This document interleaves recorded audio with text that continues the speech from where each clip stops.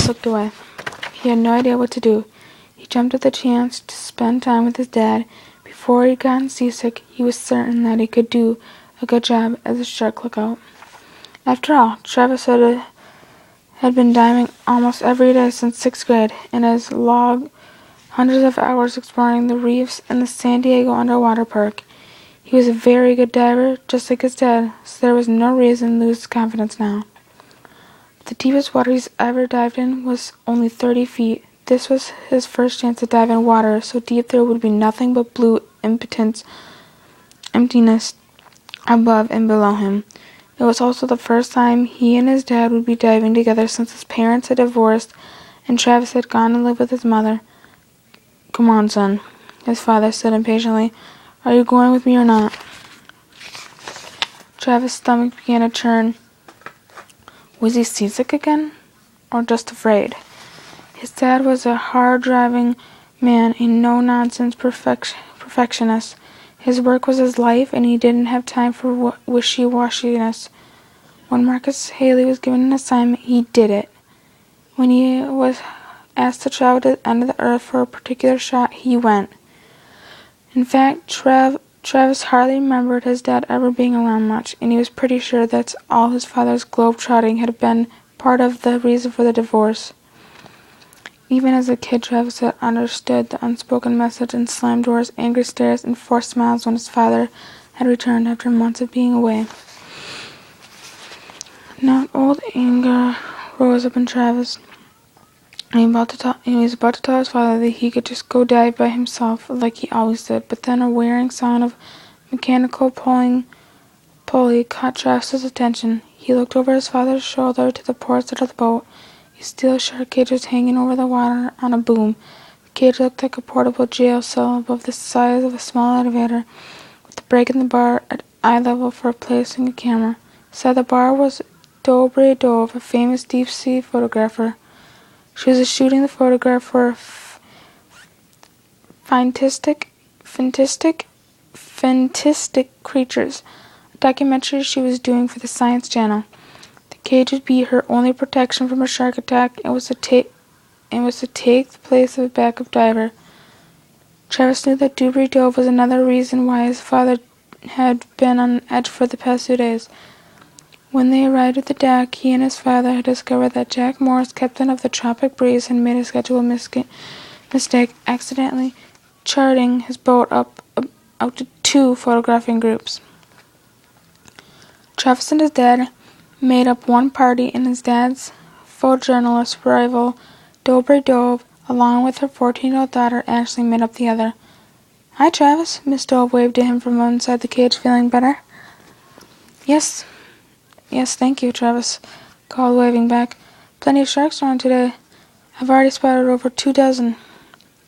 Like his dad, Travis was easygoing, a talker who struck up conversation with just about anybody.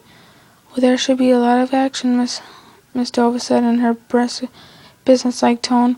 The crews had been throwing chopped fish overboard since dawn. She made a few last-minute adjustments to her camera, then nodded to the deckhands, who began to lower the cage. Travis watched in awe as the sharks instantly swirled around the cage. The moment it hit the water, then he saw the shadow of someone on the other side of the boat. It was Ashley Dove, who had appeared on the deck just as her mother's cage sank into the bright water. One of the prettiest girls Travis had ever seen.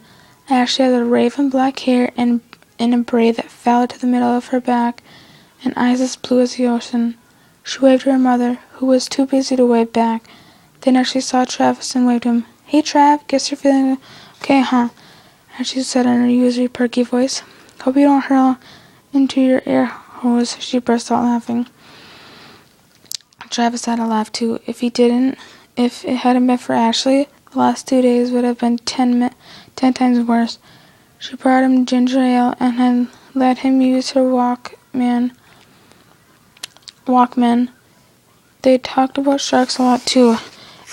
At least Ashley had talked, and Travis found out that she knew more about the fascinating creatures than any diver he'd ever met. "Hey, Ash," Travis called. "If I do get sick, are you going to be there too?" Travis, are you going to talk all day?" "Travis, are you going to talk all day?" his father asked sharply. The water may not stay clear too long for the shooting. Look, he said, pointing at the water. Fish scraps are already making it murky. Are you going with me or not? All he thinks about are his precious photos. Travis saw embarrassed by the way his father talked to him in front of Ashley. He could care less about me. All right, I'm coming, he called with the same... All right, I'm coming, he called with the same aggressive voice his father had just used. He put on his tank and flippers and made his way clumsily over to the stern to the low diving platform that hung a few feet over the water. We shouldn't have any trouble if we stay up current from this bloody chum, his dad said, referring to the chopped fish that we use to attract the sharks. But take the shark club anyway. And with that, he put on his face mask and climbed onto the platform with his camera. Travis hooked a thick metal rod to his weight belt and looked into the water. He hoped he wouldn't have to smash any sharks with it. Once before, when diving off San Diego with a couple of guys from his scuba club, Travis had clobbered a gray reef shark that had come too near. The shark had come up fast and luckily had backed off that time, but Travis was never quite sure if any metal rod could be much defense if a shark really wanted to get at someone.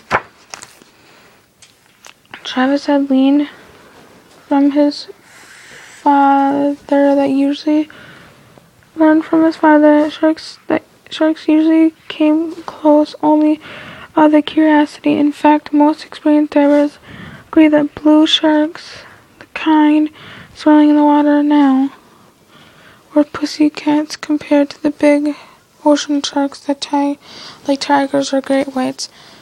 Still, every time he looked into the water and saw a wriggling mass of dark blue shapes, Travis couldn't help but feel a knot and tie in his stomach. He's never dived into a crowd of excited sharks feeding on chum before.